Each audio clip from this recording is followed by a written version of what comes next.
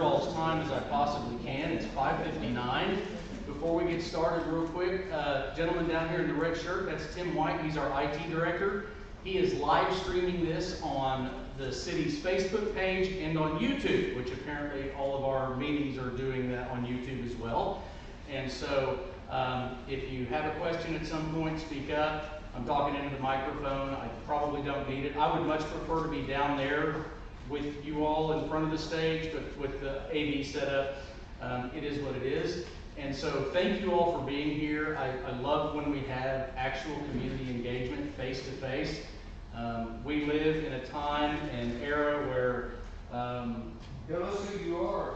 I'm going to thank you, Mr. Melton. And so I'm glad that you all are here. My name is John Feary, and I'm the city manager. I started in Claremore working in the economic development side of things in 2017. I sat as an interim city manager through the transition in 2020, and in December the council hired me permanently as the city manager. So I am my 21st year in public service. I spent almost 5 years with Tulsa County, was recruited away from there, spent a great career, almost 10 years with our neighbors to the west in Owasso, where I did public infrastructure projects, legislative affairs, capital projects, and then had the blessing to come over to this community. I'm originally from the west side of the river in Jenks, so often people, oh, he's from Jenks. I grew up a very low middle class income, and on what we call the proper side of Jenks, on the west side. And my wife, who's here this evening, grew up in Miami, Oklahoma. So we're small town folks. And it's amazing, those two communities are actually a lot smaller than Claremore. So we love the fact that we're here. We moved here into our permanent home in September of 21 in the height of the housing market when interest rates were low and the market was crazy. We got in on the right time, thank goodness. So we're happy to be here. We love this community. And I tell everybody all the time, I hope my next move is to Floral Haven. So now there's my best little buddy, Jasper. Hi, Jasper. So, and all right. So, real quick, before we get started, we have several sitting city councilors here, and the mayor just walked in. If you are a sitting city councilor, would you please raise your hand? Councilor Brian Gallagher, Deputy Mayor Herb McSpadden, Councilor Holly Bowlby, and Mayor Debbie Long is right over there. And if you're a city staff member here on your own time, not being paid, I want to make sure everybody's clear on that. No overtime. We run a tight budget. If you work for the city, raise your hand. So we've got IT, we've got HR, we've got the assistant city manager, we've got finance. So there's a litany of folks here that can help answer questions if you have any. So with that, I do a State of the City event. Every year, the chamber puts it on, and so they ask us to come present, and I feel that it's imperative that all of our citizens have the opportunity to see the state of the city. Our first meeting was last Thursday, and so that kind of evolved into some things that are coming up on the ballot April 1st. Our charter states that every 2 years, an odd number of years, we will have an election. So we have four wards, 8 city councilors, and a mayor.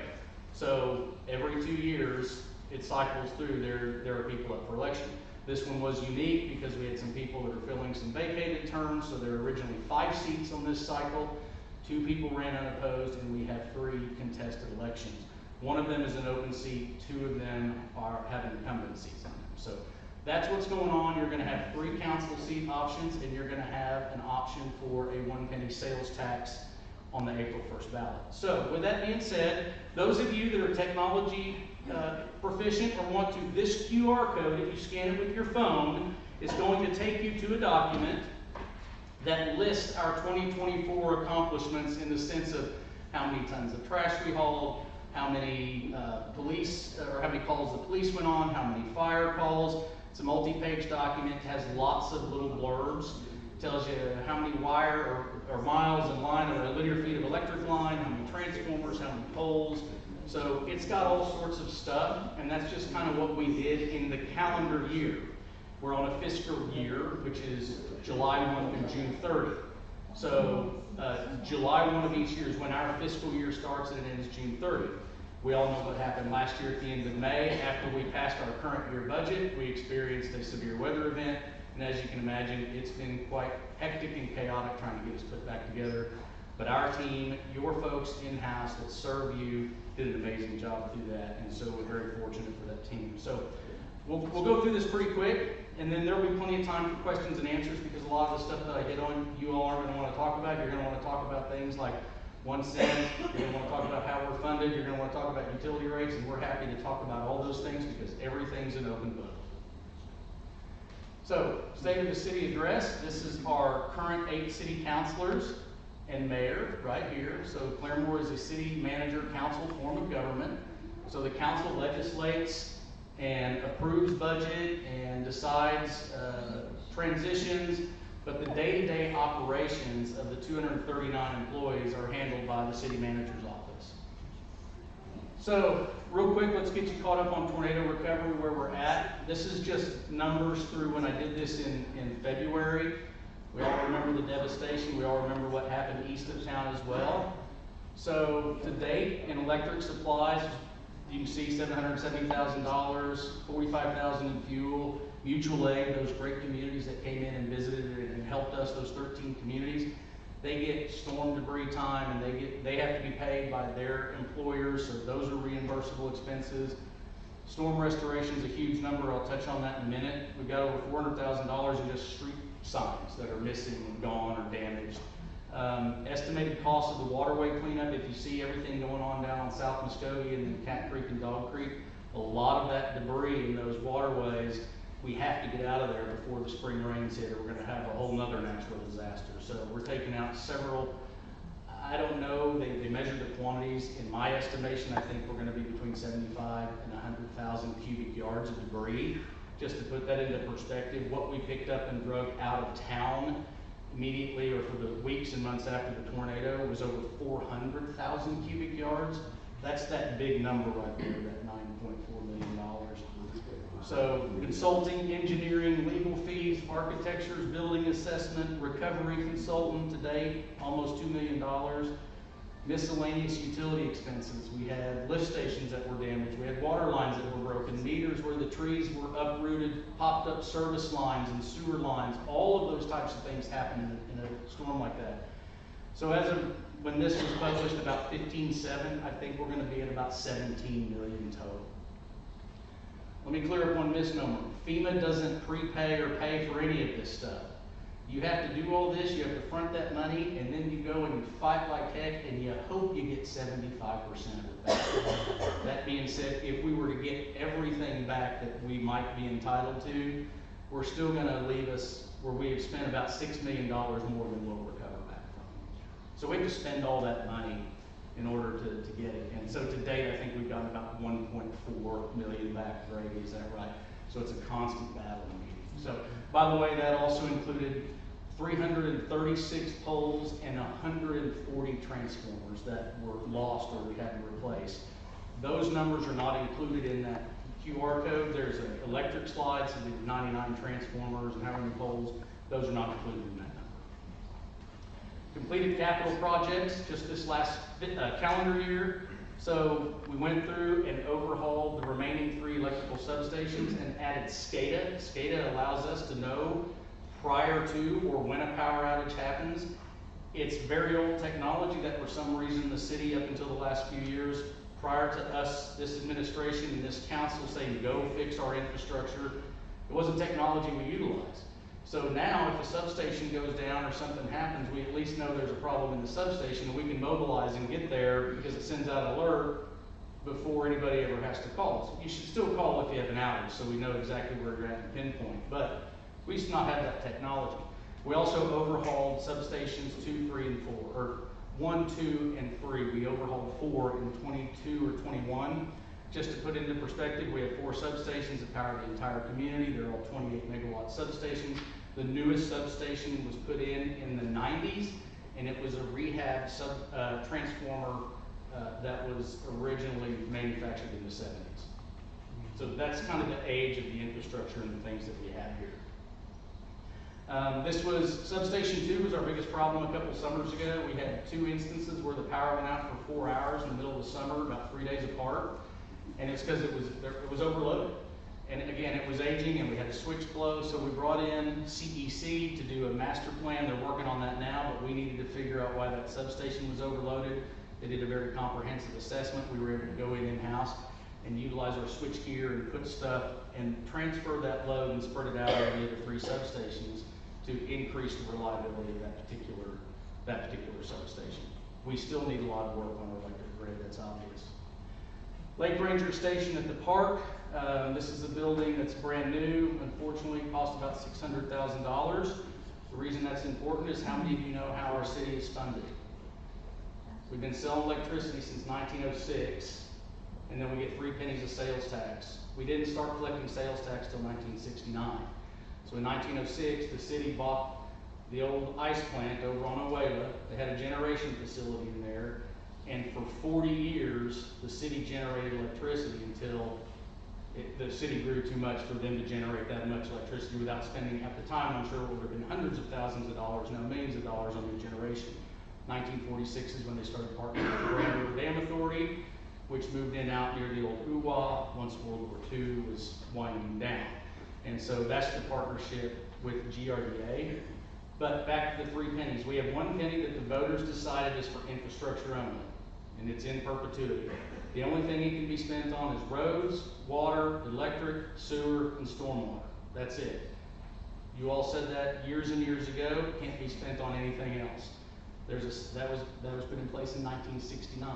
1971, the city wanted some parks, so they enacted the voters enacted a second penny for parks. Now, over time, that has been manipulated or changed for the voters. That current penny, which expires in 2030, it's come up several times. You all have overwhelmingly re-upped that. Right now, that is, and Councilor Melissa Cottom just came in as well. And so, sorry. No. Look, our city councilors all have full-time jobs and work, so we appreciate them being here. So 1971, that penny went in. That penny currently is 20% police, 20% parks, 20% fire, and 40% capital. So stuff, tractors, lawnmowers, police cars, a bucket truck for the power and light.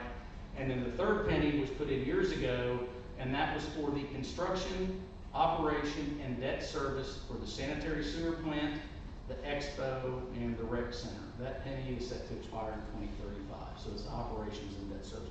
So those are the 3 pennies we get. Those 3 pennies combined with use tax generate about $17 million a year. So you divide that by 3, a little over, around $6 million a year that you get for each one of those things.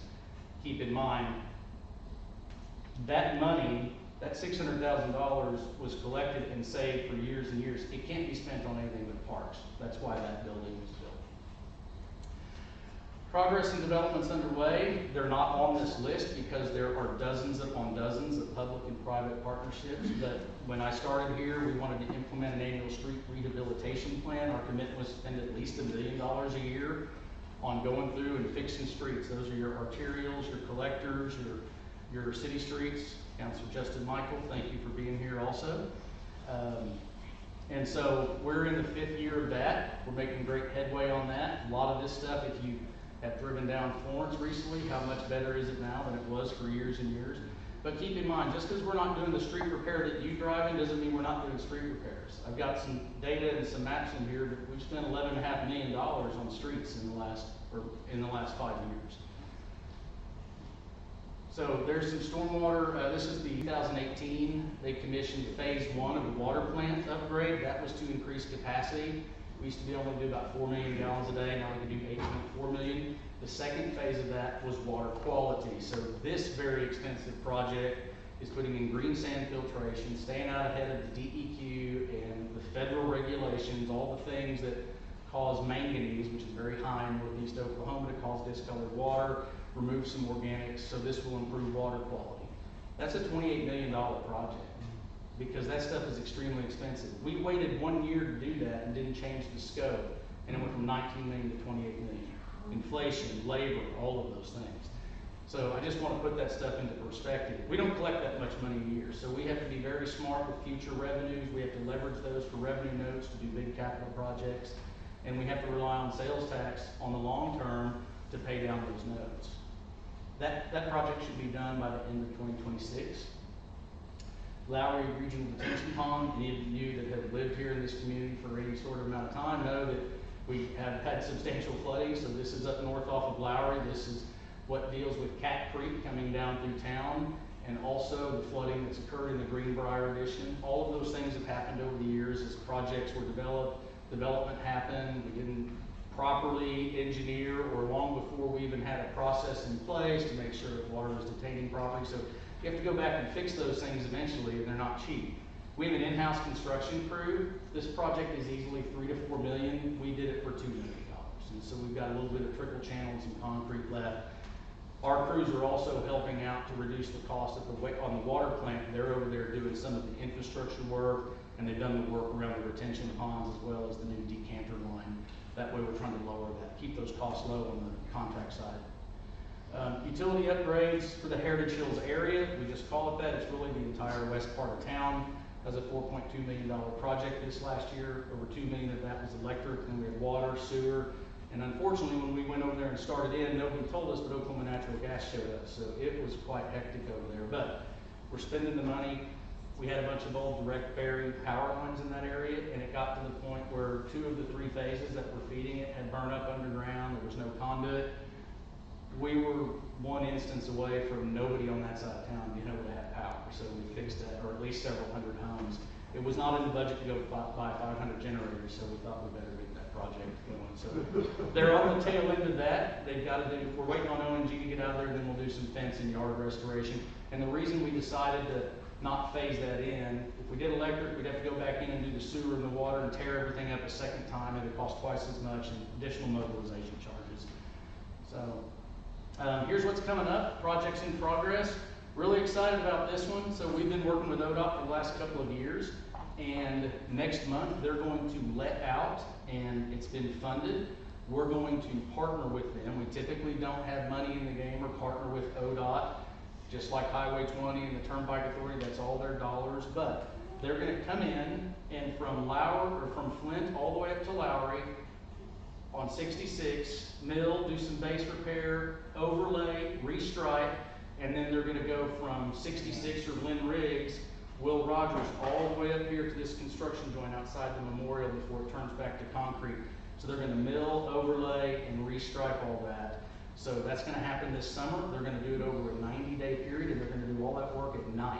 So we'll see, but a lot of those, so you'll see our crews right now working on drainage structures along 66. That's what that construction is now. We're trying to get those inlets up to grade, so when they come in and repave, they match grade and we don't have sinkholes. The biggest contributor to failing roads is poor drainage. That's the biggest contributor. Water sitting on the road, sitting by the road, undercutting the road, that's the biggest contributor. Frederick Road, we're behind on that. When the tornado hit, this year we plan to spend $4 million on the utility relocation. Next year we wanted to rebuild the roadway for another $4 million. That's an $8 million project. When the tornado hit, well, we had, thank God for the voters, ample reserves between the hospital sales trust fund and what savings we were able to save over 20 years, which is about $6 million. We held off on that project because we didn't know how big of a mess we'd be in and what access to capital we would need. So now that we think we're on the tail end of the recovery, we're going to start moving forward. We're going to do those utility relocates. Natural gas is the big one. We have water line, we have power line, and there's sewer down there. And that roadway will get widened because everything on that new 20 and Flint interconnect is going to dump off right on that Frederick Road. Every single thing. So we got to widen that road, and we've got to make some infrastructure improvements. And then citywide distribution system, we've been talking about this for years. Terry Legate and Garrett Ball spent about 2 years walking the entire city and the entire water system. They found hundreds of inoperable water valves, hundreds of hydrants that don't work, dead ends in your lines which cause water to sit and get stagnant, and then bacteria builds up. So all of those things need to be addressed. You cannot have a healthy water system if your water's not free flowing. So that's why you see people flushing. You'll drive by and you'll see a fire hydrant running for a day or two. That's them flushing lines. It's required by DEQ to get any potential residual bacteria out there. Calendar year 2024, and we're very proud of this. We spent a lot of money on Talbot Sioux water line and some water tower improvements over the last few years. We've got those numbers. 2024 was the first year in many, many years that anybody can remember that the city of Claremore did not receive one notice of violation on drinking water or their sanitary sewer water, because you guys have allowed us to spend money to improve those systems. But we got a long ways to go. We have 100-plus-year-old water pipe in the ground still right now, believe it or not. And we'll talk a little bit, but everybody's worried about roads, and we should be. Everybody's worried about electricity grid and what's going on. But let me tell you what my biggest fear is on a day-to-day basis. Our sanitary sewer system is in horrific shape. The collection system is old and it is not healthy. We've got to start addressing it. And that's all under your roads and your front yards and back alleys. It's a very expensive process. But we are going to go through, that's a $6+ million project to replace all those dead end valves. We would love to do it all in-house, but frankly, it's more efficient if we build a capital project around that and go out to bid and get that all knocked out in one big swoop, because it would take us years to address all that. Because in the middle of trying to do all that, our crews are setting new water meters, dealing with water leaks in an individual's house, dealing with a main line break in the creek, so it's just very difficult for us to do that in-house. 25-26 pavement project, by the way, on this back here with Lynn Lane, it's about $5.2 million.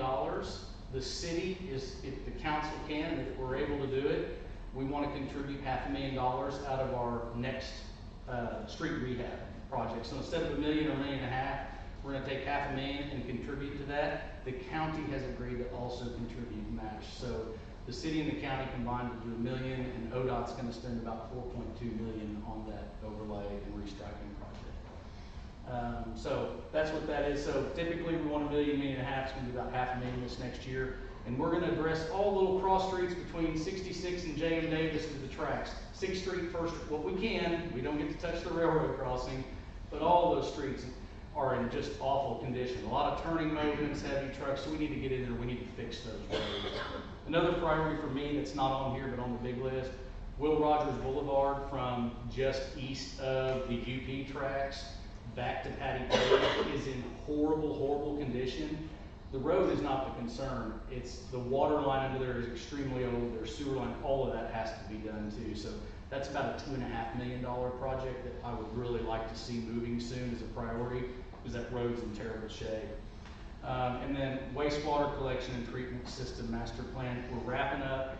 We hire a firm that comes in and says, we do a complete system-wide evaluation. You probably do one every 10 years.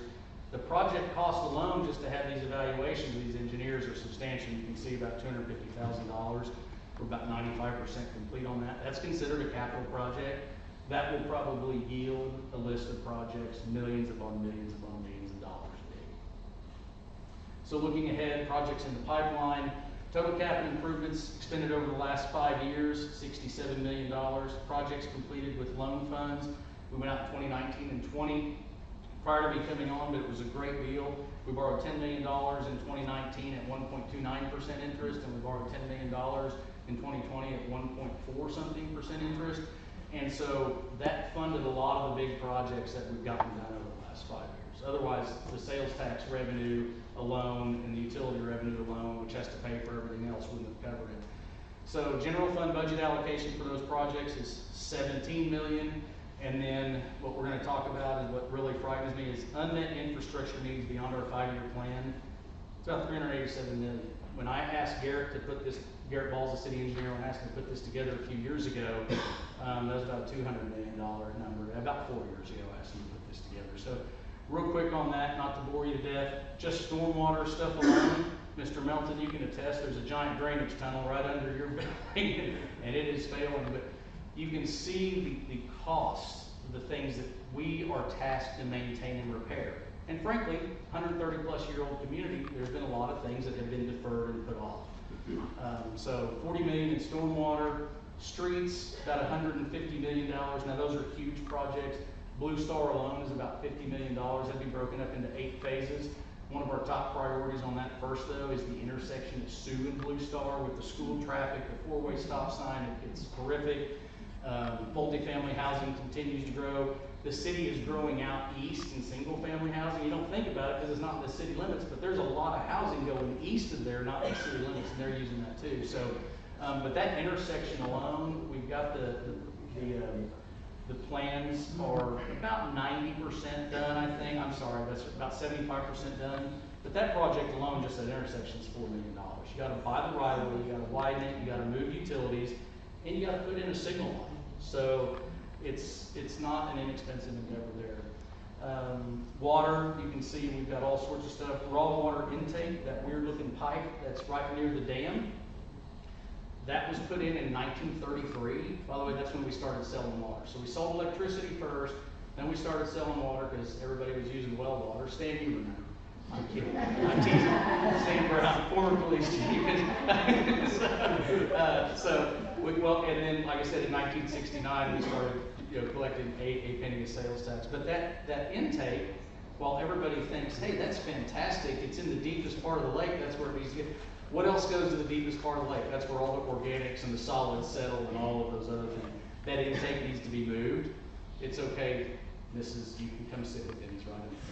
I do want to thank Representative Mark Pack and his lovely wife Linda for being here today. That intake needs to be moved. It's not the highest of the priorities, but we'll always have a water quality issue as long as it is where it's at. And you can imagine trying to put the infrastructure in at the bottom of the lake to feed the water plant. So there's nothing inexpensive about that. Again, don't know why the decisions were made then, but not a decision that we would have made now. And then those citywide system improvements, water treatment plant improvement phase 3, that's long-term off. But everything we do, we have to think for the people behind us. We have to think 30, 40, 50 years from now, not just our current water needs. We have to be thinking about what your kids and grandkids and the next generation are going to need as the community grows. So that's not a high priority there, but just that's in today's dollars. If we waited 30 years to do that, I guarantee it, that's probably close to double. Just depending. Now, hopefully technology makes that a little easier. We need a new water tower, a high pressure water tower down on the south end of town next to our existing water tower, so we can feed the high pressure side of the water system. So where the Atwoods is, we feed that. But if anybody wanted to build beyond that, up on top of the hill, that water tower won't provide enough pressure up there for both potable water and fire flows. So as the community grows, we need to do some things out there. Again, I don't know what to do there. Press the button or something. So not a huge priority like some of our transportation and our electric, but we do have some significant water needs. And then the sanitary sewer, I told you about that, and then lots of things on that collection system. We have 14 lift stations all over town where sewer gravity feeds to, and then they pump it to the main plant. Many of those are outdated, they're undersized. We had 2 pumps go down at the plant the other day. Each one of those pumps just for repair is $80,000. We're going to spend $160,000 because it's in the maintenance budget, but to replace the 2 pumps would cost us close to $1 million. So if we can replace them, overhaul them, and get another 10 years out of them, we will. So, and then our electric, thank God, we spend about $750,000 a year. It seems like a lot, clearing trees out of the right of way. We're in year 3 of that. As bad as it was last May, it would have been 10 times as worse had we not done 2 years of that. So we're going to continue that endeavor. Distribution system improvements, that's a guess. I told you we're doing the master plan with CEC on the electric. That is almost complete. That's about 90% complete. We have no idea. We think that that's probably going to yield a list of things that could cost upwards of $50 million that we need to do. Reconductoring line, we've got line that's undersized. We know we need to add at least 1 new substation. We've got to rephase, we've got to upsize the existing. And by the way, all the substation stuff, if we pulled the trigger tomorrow and said we're going to order this, this, and this, it's like crazy what's going on in the market right now. So I mentioned master plans. There's nothing sexy or nothing neat or pretty to look at when you talk about a sanitary sewer master plan or a water master plan. It was an update to our Parks and Trails plan. Claremore is one of the premier park systems in the state. Always has. That's why you all overwhelmingly passed a funding mechanism for back in 1971. So this is some renderings. Let me make it clear because there's been some misconceptions out there. This is not what we're going to do. These are just some of the things that have been shown to us that are possibilities based on the 6 meetings, public meetings that were held over the last 2 years where citizens came and said, here's what we'd like to see. So this right now, just to put in perspective, right now that's the existing dog park. The Cherokees are actually building us a bathroom right there, right now. So this is just a concept. There's no settling on what could be, but there's going to be some trails that go in down here eventually. The city has been granted 2 TAP grants from the state of Oklahoma to create some connectivity from RSU down to the dog park, and then also to create some connectivity from the dog park down to what I would call the original part of town, and some things actually on the east side of 66. So there's some unique things happening there. This is just long-term pie in the sky. There's a couple different renderings of this, but just to show this is what they produced doesn't mean this is what we're going to do. Same thing, this is the existing soccer complex right here. Parking is a huge issue. This would potentially or could add about 12 soccer fields that really address parking. The community center is right here. Powers Park is over here. Again, these are just concepts. We don't have any, I've met with the baseball, I've met with the softball, I've met with the soccer. There's no need for these baseball fields right now. This is all long-term. If it ever phases in, if we were to need it, we could. But those are just some ideas and some concepts. Again, doesn't mean it's going to happen, and there's lots of work to be done on that. That's just side by side, kind of the same thing. I can tell you that anything that we do moving forward with parks is going to involve additional pickleball courts, because that's the overwhelming thing is pickleball. They want the pickleball. Matter of fact, we'd like to remove the pickleball courts down by the gazebo park, move those somewhere else so there can be some connectivity between the Museum of History and the Historical Society of Belvedere, and that's all privately funded stuff, but we would need to find some alternatives for that tennis court and that pickleball. The staff has spent the last year going through and developing an internal mission, vision, and values. It's not something that we really had before, but I'm 21 years in the public service. I love what I do, and I felt that it was important that our folks in this community had a bond, and that our folks understand that our goal is to serve you. We have to be honest with you, we have to give credibility with you, and we have to build trust with you. You're not going to like every answer we ever give you, but the answer you get from us is going to be the truth, because that's our job as public service, is to tell you the truth, even if it's not what you want to hear. And trust me, more often than not, it's not what we want to hear, but we're all dealt the hand we got, and we just got to start clawing our way out of this infrastructure mess 1 foot at a time. So we're committed to be an intentional community demonstrating excellence and service to all. This is for us internally. This is our expectation of ourselves that our staff develop to best serve you as the customers and citizens. Because there is no us and them. There's not the city and the community. You're the city. The assets that we maintain and steward are your assets. You own them. We have to keep them up. It's our job to provide those services to you. So we want to be very intentional about that. Our mission is very simple. We serve. Service over self. We want to be people focused, value our employees, our customers, and our community. We believe empowering everyone to succeed by fostering collaboration. We have great partnerships and providing resources and building that trust. We're building trust by 5 years ago starting to tell you we're going to start fixing your infrastructure, and we've started fixing your infrastructure.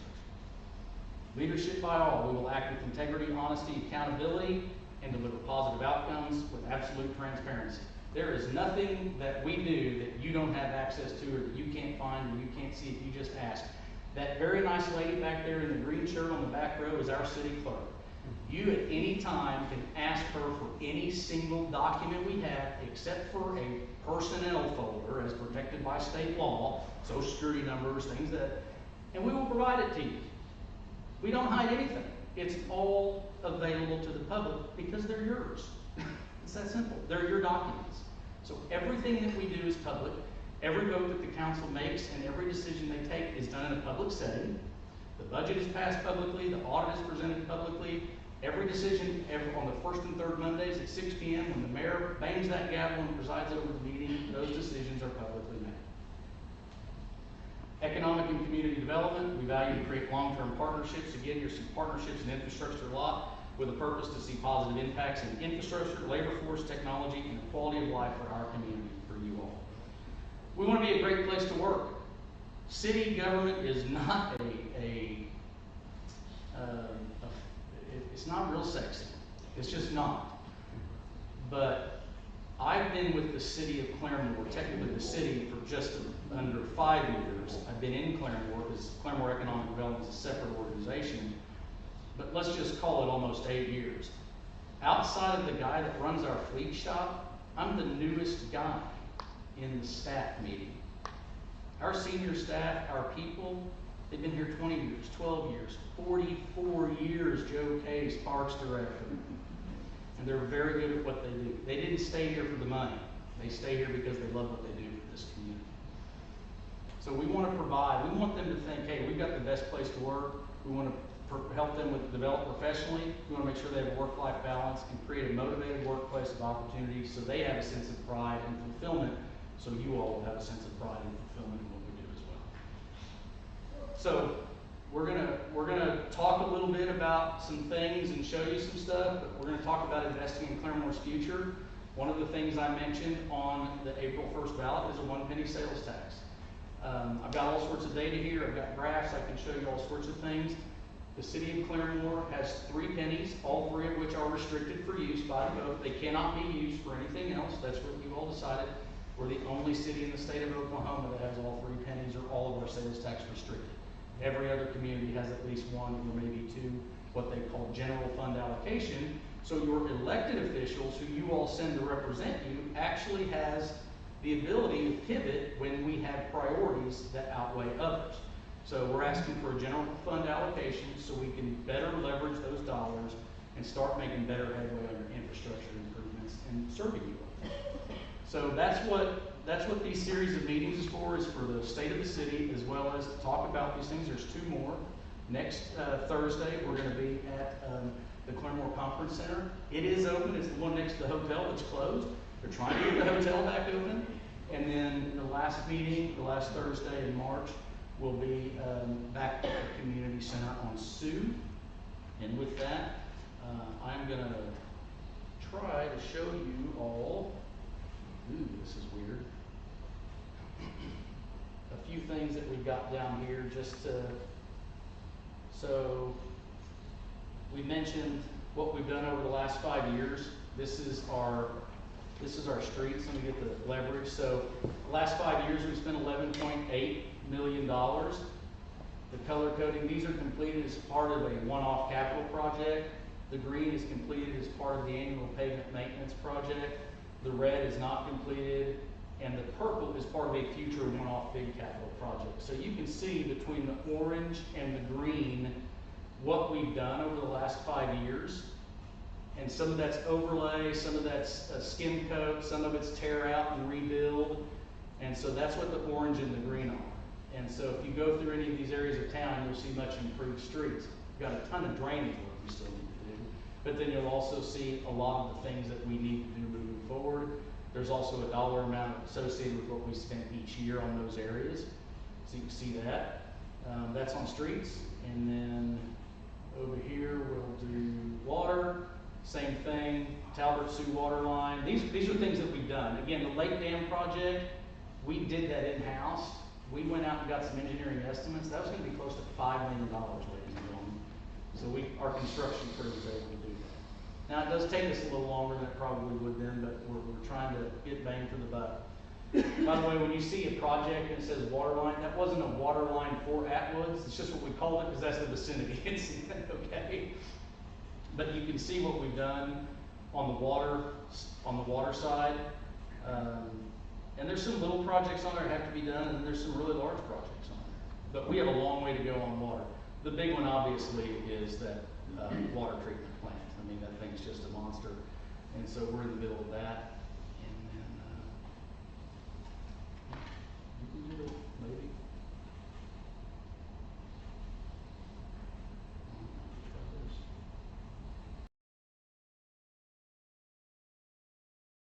This is the one that's the electrifying topic. So you can see here what we've done. We call it Baker Hughes feeders. That's what we're doing right now. That's a big line.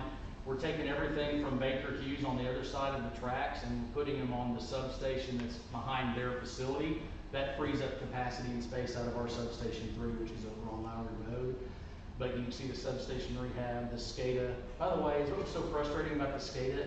That's such a technology that's so simple and helpful. It was it was $100,000. I don't know why we didn't do it years before.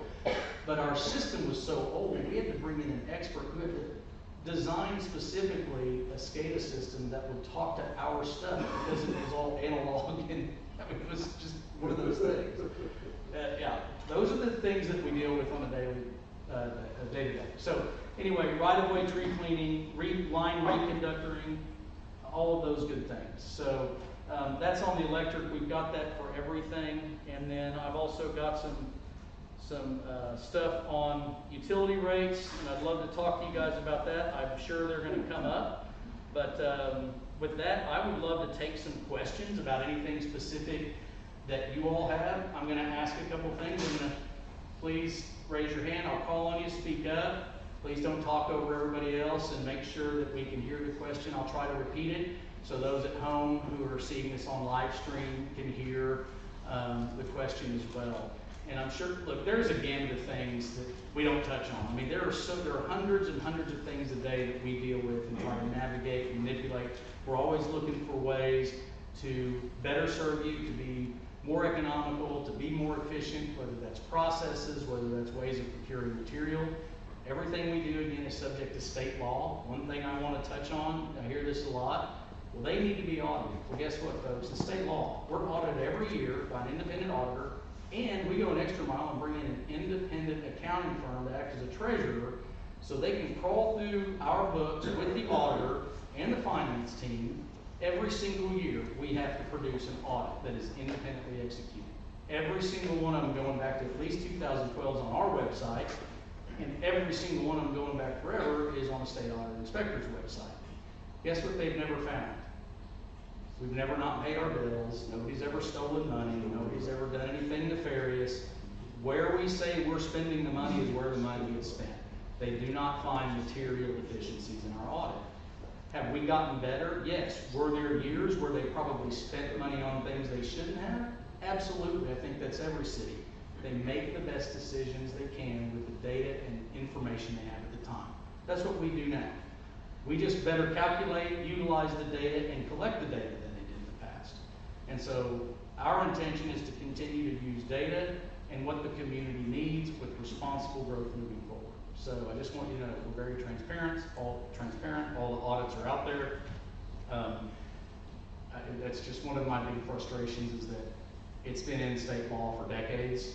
We adhere to it, we always do. So if you hear people saying they need to be audited, please feel free. We are every year. As a matter of fact, they are working with our finance department right now for the close of last fiscal year's audit so we can get that filed. So with that, what questions do you all have that I can answer? All right, thanks for coming. No, I'm teasing. Yes, sir. Yes, sir. Would you talk a little again about the sales tax? As I understand, you said it's going to be general, which means it can be used a large number of ways. It's not locked into a park or That is correct. If the April 1st 1 penny general fund allocation were to pass, that would go directly into the general fund. So the council and the staff, each year as they put the budget together, say, okay, we've got these restricted pennies over here for all this, but there's not enough, so we need to take some of that and do this infrastructure. We need some of that to buy those new cop cars or that new fire truck. We have to replace an engine, folks, a fire engine. The last one we bought 4 years ago was $700,000. Guess how much that exact same spec engine is right now with inflation? It's $1.3 million for a fire truck. It's absolutely ridiculous. So right now, with the restricted pennies, it goes to, okay, where do we get that? Well, by the way, the sale of utilities, electric, water, sanitary, that covers the bulk of almost everything because it's the vast majority of dollars raised.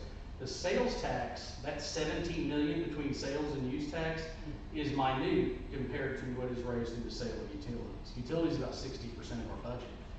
But with the sales tax, the 110,000+ people that shop in Claremore share that burden as opposed to the 12,500 utility customers, because by law in the state of Oklahoma, cities get one tax, that sales tax. By law, their only other revenue is to sell utilities. We don't like it any more than you all do, and we've been trying to change it for 20 years. Our good friend Representative LePack is a big proponent of us trying to diversify revenue. Oklahoma is very antiquated.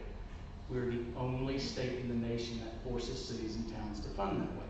Public schools, K through 12, get 5 different forms of sales, different taxes. Career tech, higher ed, get federal funds, state funds, ad valorem. Your counties even get 3 different types of taxes. They get property tax, sales tax, and they get state distribution. Cities and towns in Oklahoma get one form of sales or one tax. And it's not because we're really good and efficient at administering it that way, that's just the system. So we're forced to look at utilities, which is, I'm not saying is gonna happen, that's another thing that's out there. Oh, they're saying if they don't do this, we're gonna raise utilities. That's a council decision. But at some point, we have to, and we have a statutory and fiduciary responsibility to not operate at a loss as well. Operate at a loss and not provide free services, which is a constitutional statutory violation. We either stop maintaining or we find other ways to pay for it. And until they decided tomorrow to pass a law to change it, it'd take 2 decades to implement because we built an entire economy off the sale of goods. And when we put that in place, we were an economy that was driven by. We're 75% services and 25% goods, and we're only taxing the 25%. Now, while sales tax revenues have gone up because the cost of goods have gone up, that revenue increase is not commensurate with the expenses. Concrete is 140% higher than it was 5 years ago. Asphalt is 118% higher than it was 5 years ago. A fire truck is 100% higher than it was 4 years ago, 3 years ago. Those are we pay the same price for gas at the pumps that you all do. So this penny would be a general fund allocation. Now, the council and the city's primary and #1 goal is infrastructure. I'm not gonna lie to you. We spent a lot of money that we spent a long time having to save in the last year. We also need to build up and make sure we have, God forbid, another disaster hit us, that we got some money in the bank so we can take care of you all if it happens again. We were the exception, not hospital sale trust fund proceeds, and then it took us about 20 years to save $6 million. We're going to spend $17 million. And I got a hope like and fight. General fund allocation, that's correct. Put that into perspective, we're 3%, almost everybody around us is above that. And so that's what that's for. Yes, Jim? John, what is the total city budget? Total. Operating budget, not with transfers. The total budget with transfers, interfund transfers, about $113 million. Operating budget for capital projects, equipment, benefits, retirements, payroll, police, fire is about 89 million. So you had your beginnings in Owasso, right? Yes, sir. Okay. What is the city budget of Owasso? Oh gosh, right now they're at 4.05 cents. Jim, years ago, I can tell you this, a penny of sales tax in. Why? Because it's the only funding mechanism we have, and it's the only way we'll ever have to pay anything. What's going to keep the county from passing, since they paid off their. That's up to the voters, Jim. So, yeah, I mean, it could go up from. It could. I'll tell you that years ago, the agreement was the county got their property tax dollars. By the way, 80% of your property tax dollars go to education. The other 20% goes to fund your county elected officials and jails and sheriffs and deputies. It doesn't even go to roads. That's why the county has one of their pennies is dedicated for roads.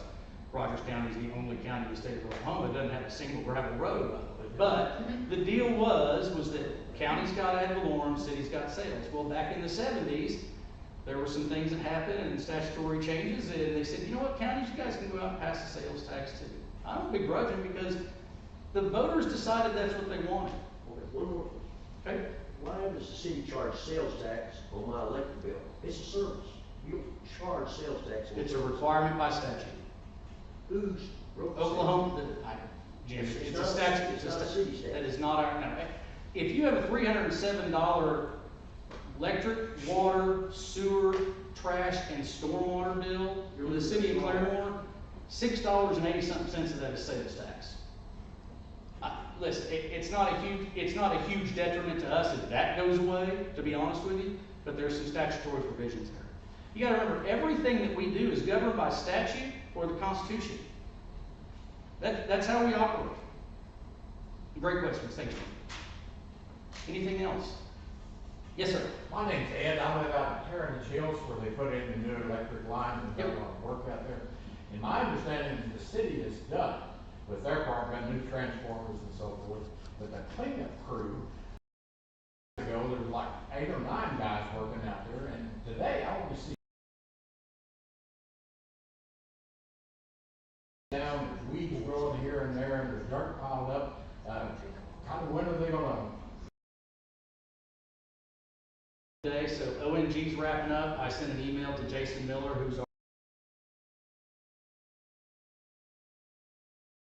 everybody. It's going to be a mess for a year. We didn't want to go in there and put 1 or 2 back and follow around because it's not efficient. It is in the contract for the contractor to restore all that, replace the fences, all that. So they are having, I pushed on Garrett and Jason this week and said, let me get a schedule because I had a couple of emails. ONG was also killing us. They kept hitting the internet and the cable line. I wanted it done before spring so we get your backyards, and so they're pushing for us on that. Thank you for your patience. And will they be fixing the streets that have been wrecked by all those big? When we can. That's not in the contract. That's not in the contract. Was that your question as well? Yeah. You get all that heavy equipment in there and it does it. You should see some of our roads in the original town just from all the material and the trucks, and we cleared the debris from the tornado. We've got, it was bad before, it's just even worse. Yes, Councilor Michael. I just looked it up while Jim was asking his question. Last year, Owasso's budget was 198 million, so you can expect it to be over 200 million this year. And I don't know if that has their budget transfers and not.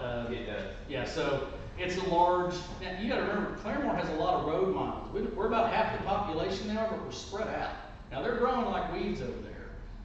I tease my lovely wife who's here with us this evening. Thank you. She's always here to support me. She still works over there, and I call it West Claremore, and she's not happy about that. But yeah, it's a huge budget, and you know they've got a lot more firefighters and cops and all that good stuff. But I want you all to know, I mean, there are things that every single dollar you spend in Claremore, Oklahoma, whether it's sales tax or utilities, stays here and goes back into your infrastructure. It's funding your police, your fire. Our public safety budget alone combined is just over 14, I think almost $15 million. Because of pension requirements and salaries and minimum patrol standards, and I don't begrudge that. We've got the best trained and most cumulative hours of continuing education of our police department and fire department. I'm very pleased with that QR code that I showed you earlier. Check that out. Our police officers, Chief Cox is here. Last year, I want to say the number was 24,400 and something calls that our police answered in 2024. Think about that. 24,000 plus calls. And at any given time, we might, between people being off duty for sick or on vacation or whatever, we only might have 3 or 4 on at any given time. It's not enough. We hired 4 additional police officers in this current budget year. No, last budget year. We came to you all in 2023 and said, let's take the restricted penny and do it for public safety only. That way we would free up general fund money and we spend it on infrastructure. And you all said no, and that's fine. We needed 10 additional cops then. We went ahead and hired 4. We made significant cuts in other places. We need 6 more. And that's not us saying because we want them. That's the statistics, and that's the call volume, and that's the standard. We want to provide you a safe community. But hiring people is not at the top of our list because those are forever expenses. Capital projects, fixes, maintenance, those are those one-time things. Hold on, right over here first, ma'am. Yes, sir. Are you saying we're living in an unsafe community? No, we need not. extra police officers, extra cops, so we're unsafe? No, that's not at all what I said. But you just said you want to make it safer. Yeah, absolutely. Why do we need more police officers? Why do we need more firefighters? Why do we need all this stuff that we need? $5 million? ISO. Well, $5 million. for 1 cent isn't gonna do a hill of beans, really. That's exactly We right. need other ways to bring money in, other than the 1 cent. And if we don't have strong, sound, viable infrastructure, which incents job-producing and retail-driven businesses to come into the community to provide additional revenue, we can't do it. And they want safer communities. They want to look at the national standards and statistics and say that you do have this many law enforcement officers for the number of people that are in that community. You got to remember, 22,000 people is the estimate for the next census. At any given time, there's 40,000 people coming through town.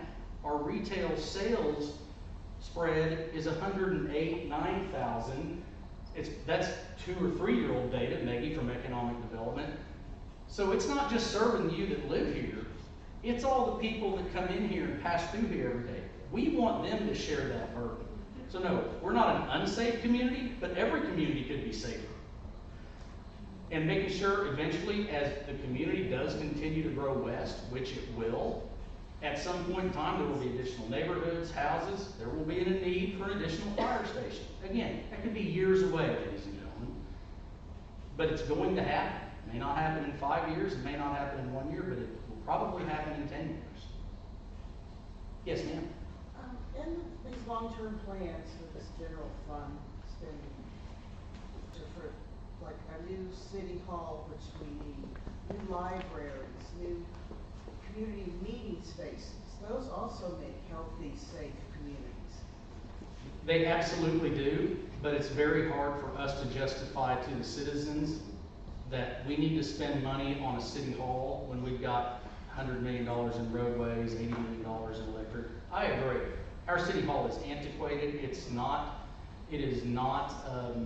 conducive to functionality. It was built as an original community center. And it's been modified, and honestly, I mean, it's not conducive, but hard choices are hard choices. And if it's, do we go fix the water, the sewer, and the power, or do we go build a new community center, or we build a new city hall? As long as I'm here, the focus is going to be on our people first and the infrastructure, making sure that our people are spiritually, physically, and mentally healthy to serve you all, and making sure that we have the infrastructure that keeps your homes and your businesses up and going. And so I agree with you 100%, but I trust me, nobody would love to see us with a new library or a new community center or a city hall that's a little more appealing to not only the people that work there, but the citizenry. But we've got to make our focus the infrastructure. Yes, sir.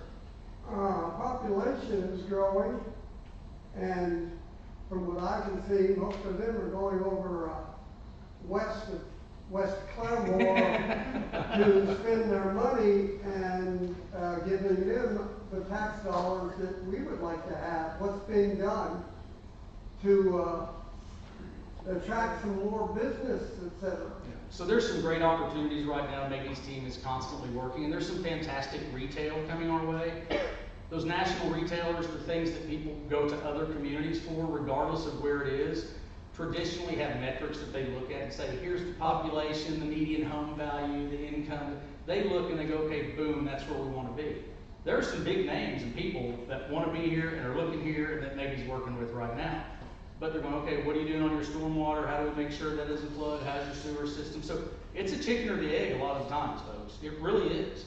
And so we are a very destination-oriented place, meaning that retailers like what they see here. They want to come here. It's a destination place.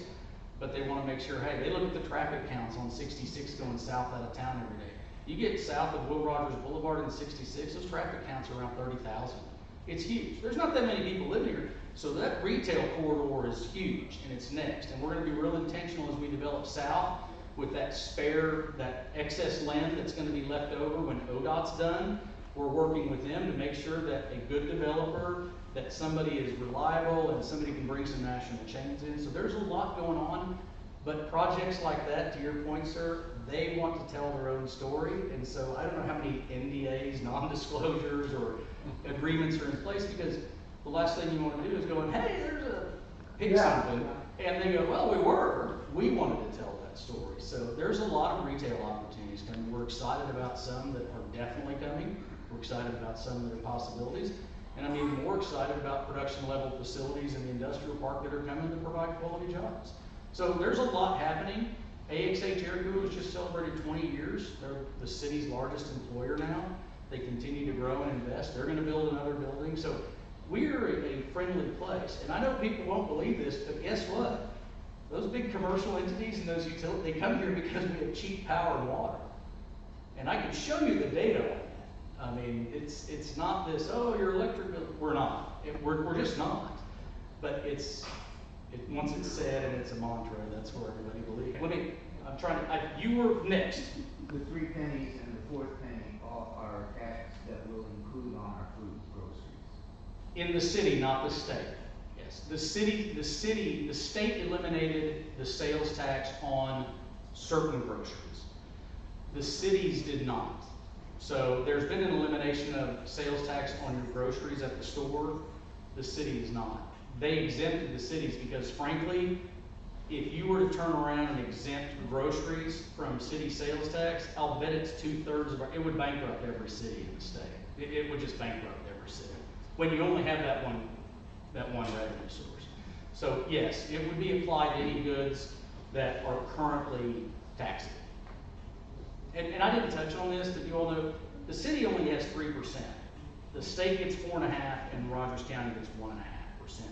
Rogers County has a half a penny that may or may not expire at some point in the future. It's indebtedness on the jail. One moment, sir, I had somebody right over here. I'm trying to keep in mind. Yes, sir. Just to go back to what you were talking about as far as residential customers and large commercial customers, I did go actually onto the U.S. Energy Information Administration website and pulled out data, and also pulled 3 years of data from Claremore, from our own personal data, and the average Oklahoma rate is 12.205 cents. The average Claremore rate is 12.5069. So close, but we're still a little low. But here's what those sites, I don't know how they get the average because our published rate is 10.67. No, I actually pulled Yeah. together, they actually pulled together all of these. And then they use a fuel cost adjustment that comes from the provider. I got to that. Yeah, no. Are paid for by solar companies, so they say, oh, they're 16 cents a kilowatt. And here is, this is from the Claremore website, so that our rate is 10.6734 for residential, 10.6734 for small commercial, but only for.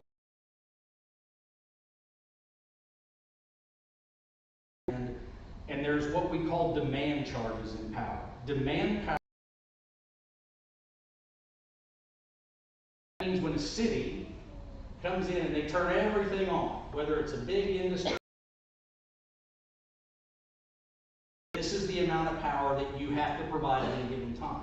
Well, truth is, through load factoring throughout the day, you operate about here, and you have these peaks, but you have to be able to provide that. Everything between here and here costs $13 a kilowatt hour. The industrial partners are paying that, the residential are not. That's the difference in why it's 4.2 versus 10.67. So if you look at our demand charge, I see the demand charge. $13.50.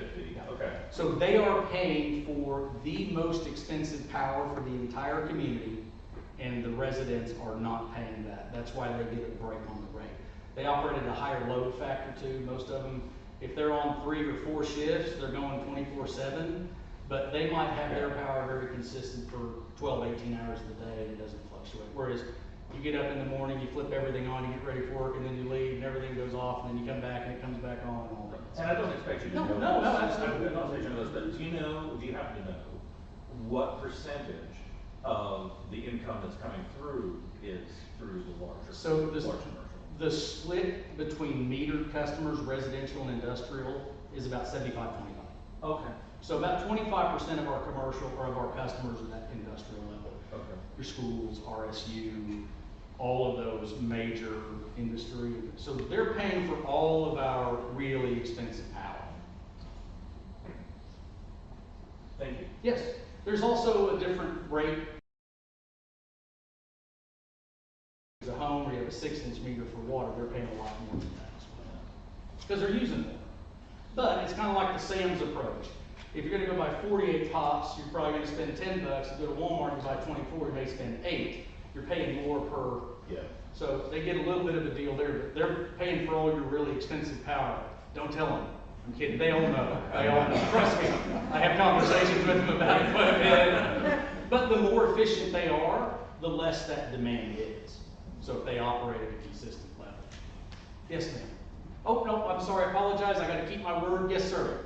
Okay, when you take a look at Wausau, their city sales tax portion is 4%. 4.05. Yeah, but their county is only 0.37. Yeah. But their overall sales tax rate is 8.97 and ours is 9. Yeah, well, you have to take a look at that. Their county tax is a lot lower than ours. So it kind of puts Claremore at a disadvantage because we're only limited to 3%. It does. You're right. You're 100% right. The city of Tulsa gave up their Vision 2025 stuff years ago and said, you know, let the cities go. Tulsa County and said, let the cities go. So that's when you saw a lot of the cities in Tulsa County go from 3.25, 3.5, and that's when they went up. And Glenpool's at 5.12. Sky took at 4.5. Our friends over in Power Only. This is if you use 10,000 gallons of water, which equates to 10,000 gallons of sewer. Not everybody has refuse. We do. A lot of these communities, you have to go private sector. Then you have a stormwater fee, and then you have their effective sales tax rate, local sales tax rate. So here we are on power. We're not the highest, despite what everybody on social media says. These are GRDA customers. This is the 16 city GRDA taxes, income taxes, all sorts of stuff. Does that include the fuel? No, this does not have the fuel cost adjustment, and that's a great question. Everybody factors their fuel costs different. So it's such a complicated deal. I've got a great slide for that. It looks terrible. But you can see your total utility bill is where I was going with that. Let me scroll that over. So if you look at total utility, that's apples to apples. You cannot compare us to electric co-ops or PSO and OG&E. Those are what we call IOUs, investor-owned utilities. BBEC, Indian Electric Co-op, Rural Electric Co-op, they charge about $0.015 less a kilowatt hour than we do. They don't pay a single cop, firefighter, mow a right of way, build a street, maintain a water line. They don't do any of that stuff. We do.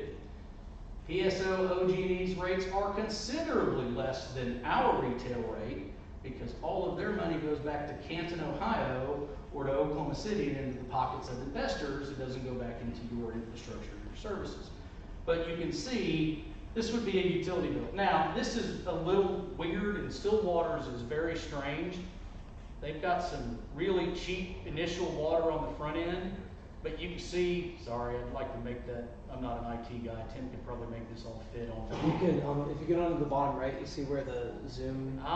Thank you. Yeah, Is that it? Yeah, that'll. Ooh, look at that. All right. And then just scroll over a little. Yeah. There we go. Yeah. I know that's still small. Can everybody see that? No. Okay.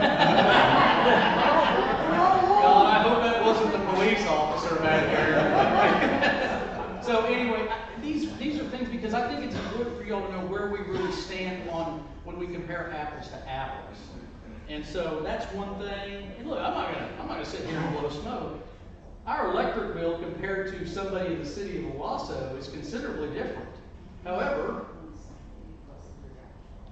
this is your non-public power communities. BBEC, about $14 difference. Now, OG&E, their rate is extremely low because OG&E also sells natural gas, and there's a huge markup on that, so their investors are made whole by that.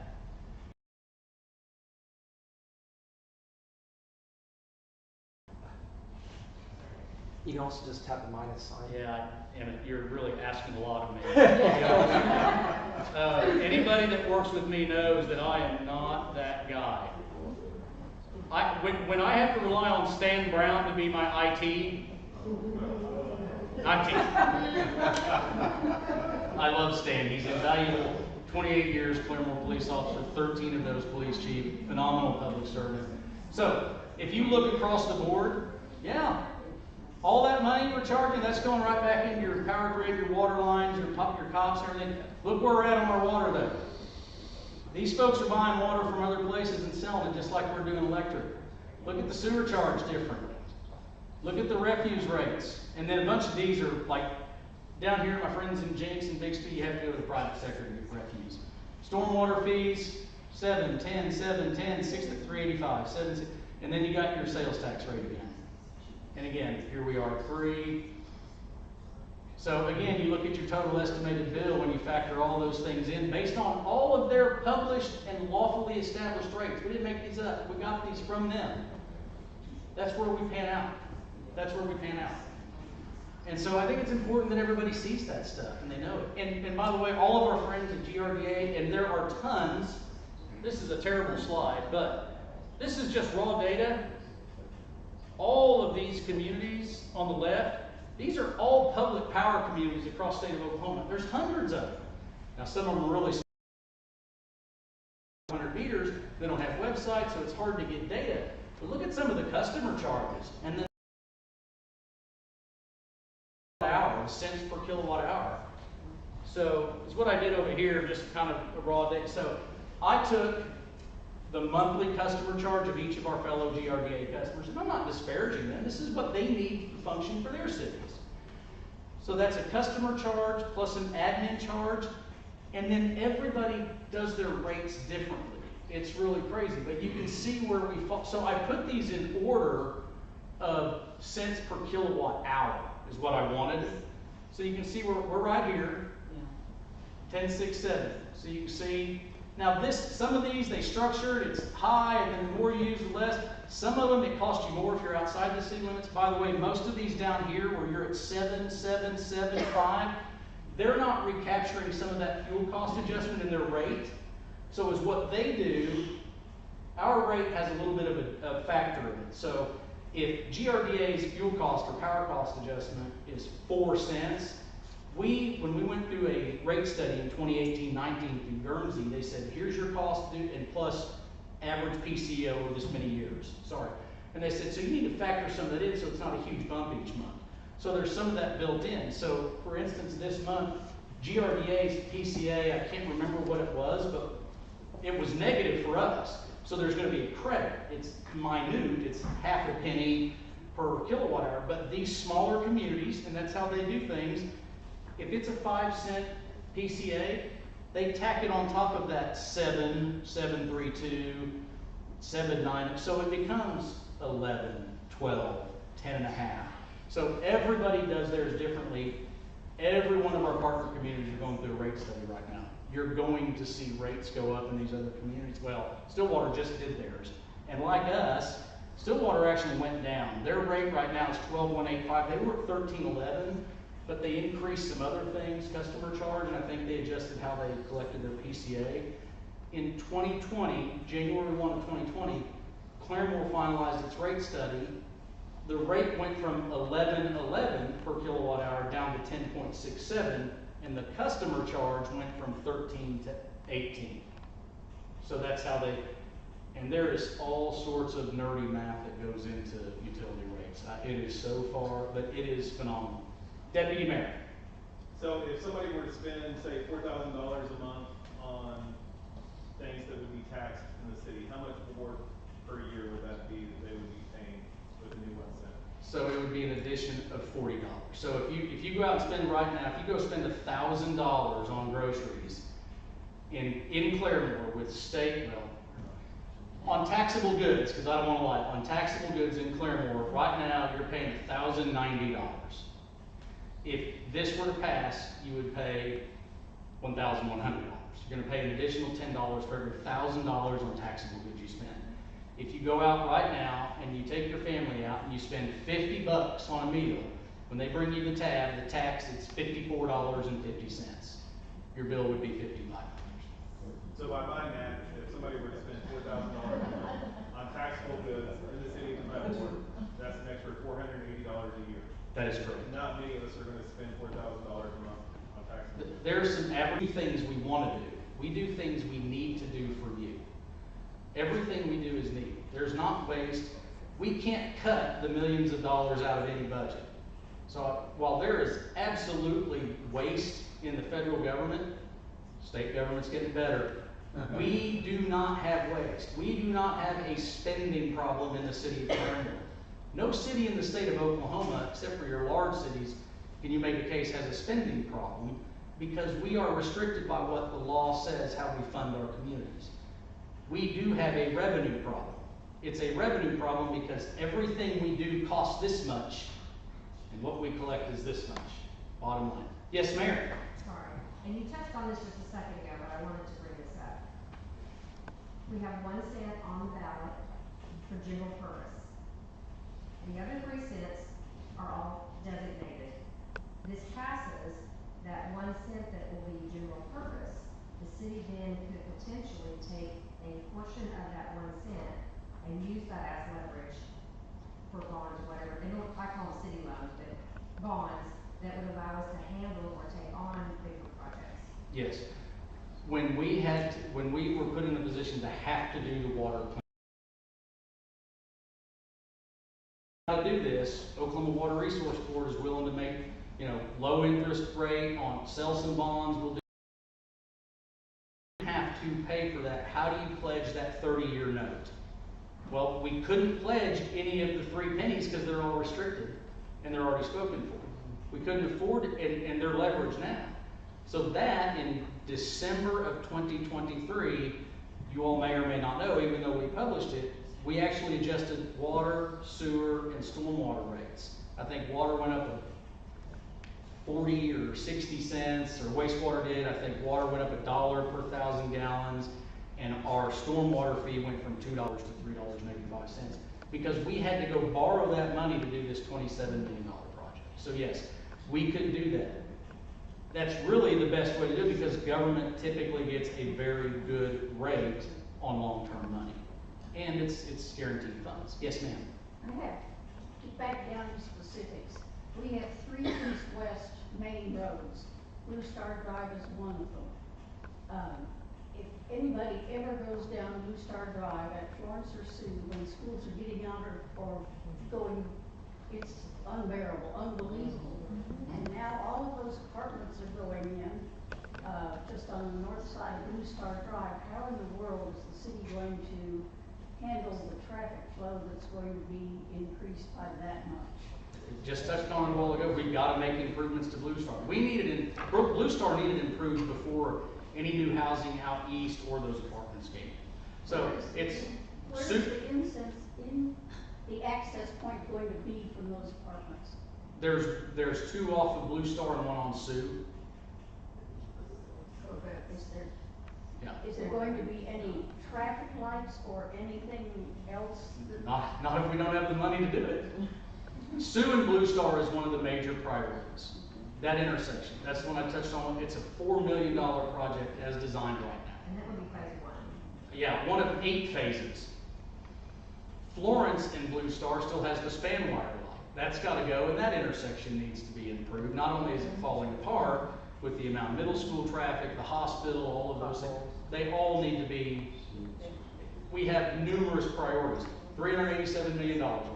For the developer to be allowed to build like that, does he have any commitment for traffic increase? He has to do a traffic study, and he has to account for turning motions into and out of his apartment, and he has to extend services into his property. He is not under any requirement to rebuild our old and dilapidated road. Yes, Jim? Is there another apartment going to be built out that way too? I've understood there is. Not that I've, no. It's gonna be up towards Catalina, isn't it? There's been some rezoning on that corner of South Haven and Flint. Yeah, just west of the school. And by the way, I'm sure there's going to be more multifamily people coming into town. If a property is zoned multifamily or commercial and they come in and go through the process, we can't by right deny a lot of things. Oklahoma is very, very protective of people's property rights. So I saw a hand shoot up somewhere.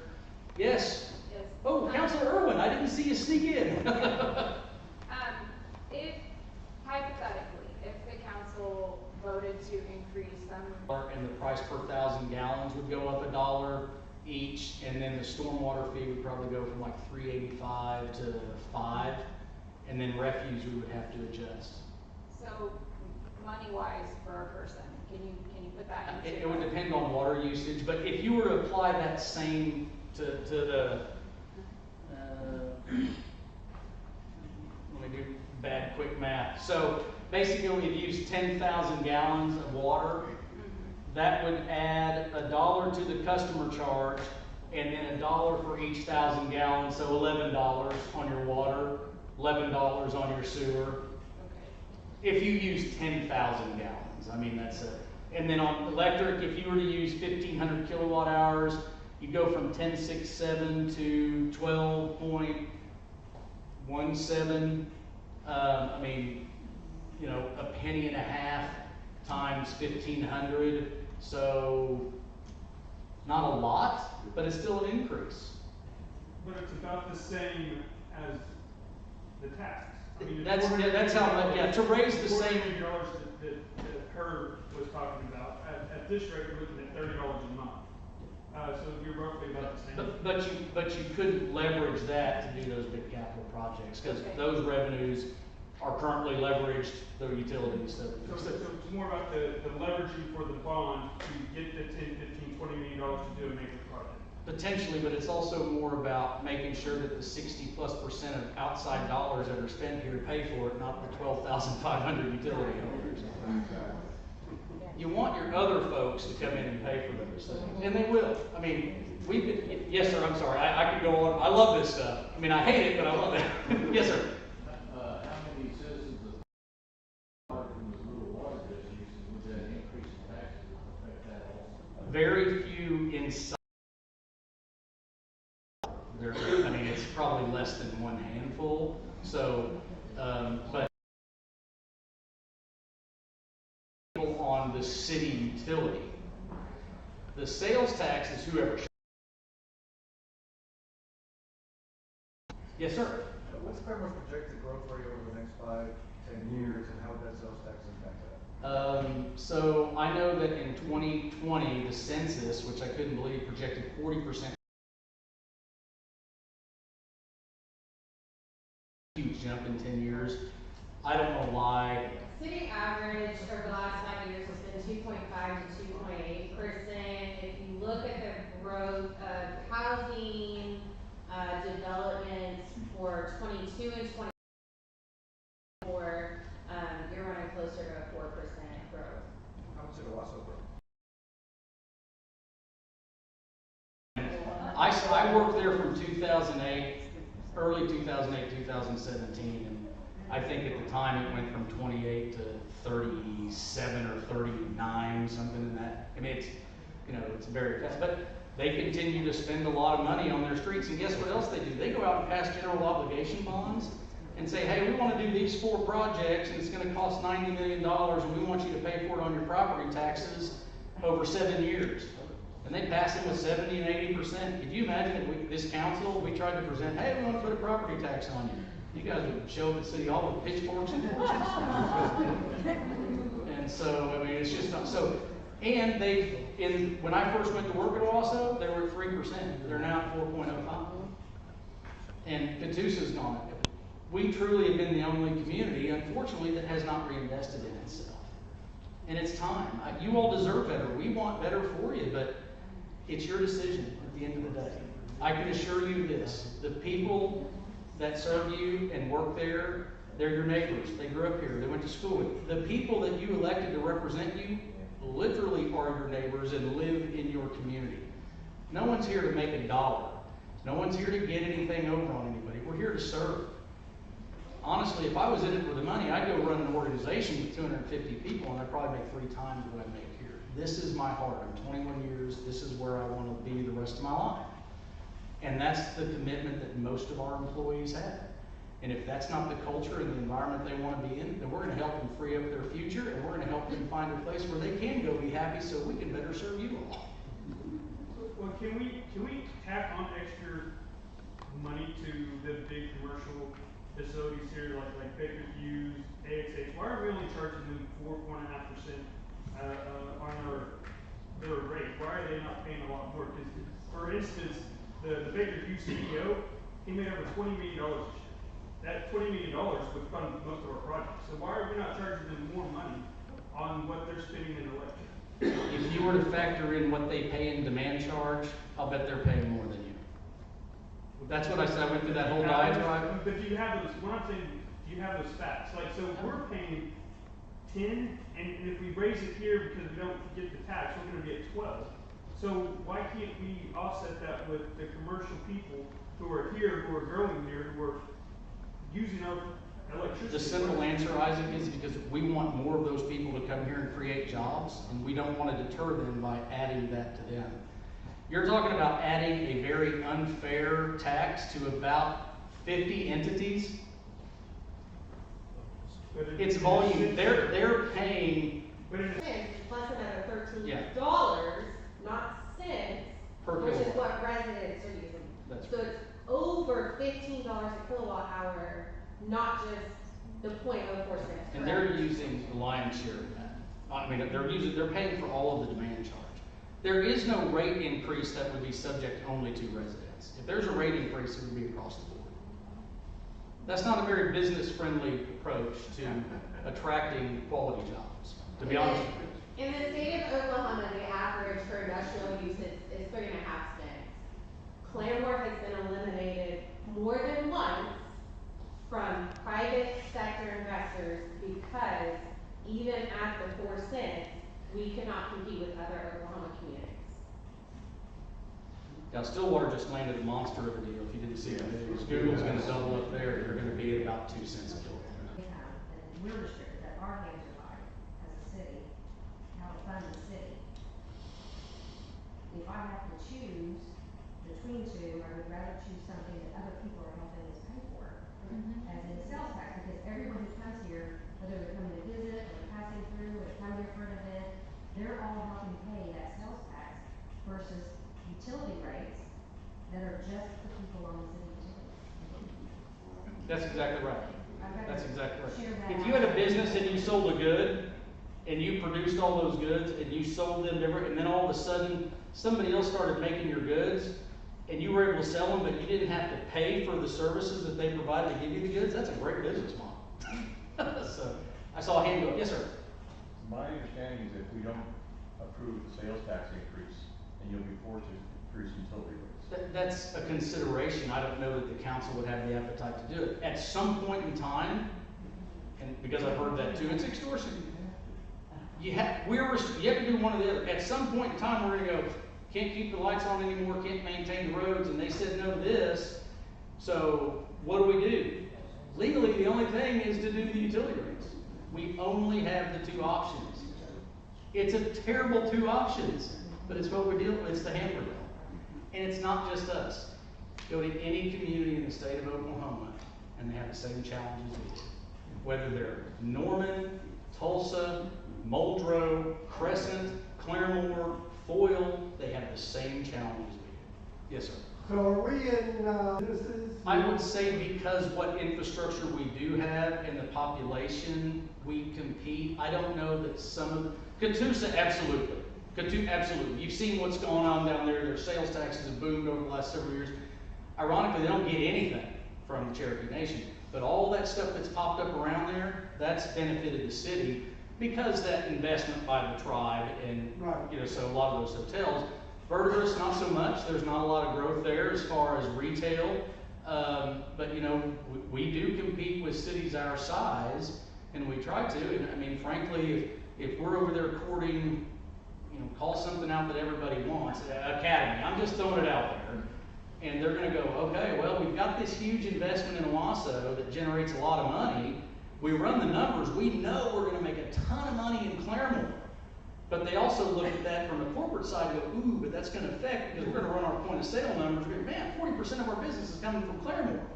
So they're going, so that's when they come into town and they go to Maggie and they go, hey, I want to pay for property from that private owner for 1/100th of what it's worth, because that's what I need to do to make it. A sales tax rate, a local sales tax rate, is never going to keep a retailer from coming here.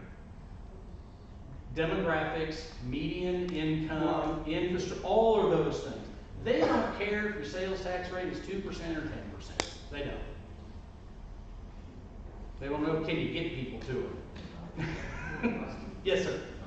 First of all, thank you for doing this and putting it together and having your team work hard on this, I can tell. But I have kind of a two-pronged. And the first part is, so this 1 cent sales tax comes up to about $6 million. Where did that number come from? So why 6 million? Why was that the target? Because the versus trend over 2 cents? the previous couple of years, I mean, the number comes from, we know what each penny has generated over the last 3 to 4 years, and then you also have to factor in your use tax. So anything that's order online, so those numbers last year and the trending on the current year, the sales tax is about 5.2 million. The use tax per penny, I apologize. The use tax total is about 2.2. Divide that by 3, it's around 7. So 5.9, 6 million. That's where you come up with what we think a penny would add. Right. No, I get that. $87 million in investment projects that we would like to do over 5 to 10 years. So why is this? The 387 is long-term, thinking way out long. Our So 5-year capital project, the one list that we need to do, that's about 70 million, I think. That's going to take us 17 years at our current rate. so it doesn't fix everything. To answer, I think where you're going.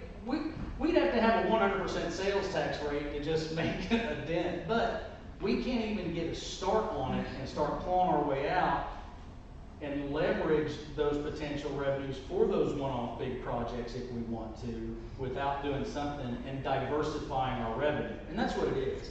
It's diversification. Well, so the second part of my question here is, thank you for answering that one, is we tried this a couple of years ago and it failed. What's different now? The need is never going to go away. And so the same need, it's the same projects, it's all the same. The projects were the same then. We thought, well, if we could fund public safety, that's about, that at the time, 5 million for whatever it was 2 years ago plus. We thought, okay, that's less out of that general fund. We can dedicate that. We would still have to subsidize public safety, but that would have freed up that money in that general fund now. Money's very fungible. It really is. So we thought, well, people said, we don't want to invest in just police and fire. Okay. Now I think it's also, we just didn't want tax. Well, none of us do, but when you only have this. So it's irresponsible for us, frankly, to continue to restrict those pennies. OMAG, which is the Oklahoma Mutual Assurance Group, it's kind of the risk pool that all the cities and towns go in. They told us, they go, you guys do a really good job of managing that, but as those needs and expenses go, and those are restricted, and you don't address these things over here, you're sustainable for 10, 15, 20 years, but eventually it doesn't work. Because even with new growth, to your credit, sir, people coming in, new revenue, that growth at 4%, 5%, 3%, doesn't ever catch up with those needs, and those projects only get more expensive to do and harder to compete. So it includes the things from before, but we've also expanded. Yes, okay, absolutely. We played catch up on a few of the projects we talked about then, but you can see we have a long, long way to go. Thank you. Thank you. Thank you all so much for being here.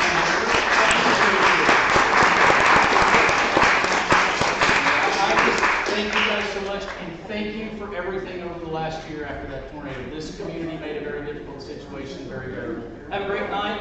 Tell everybody, April 1st, get to the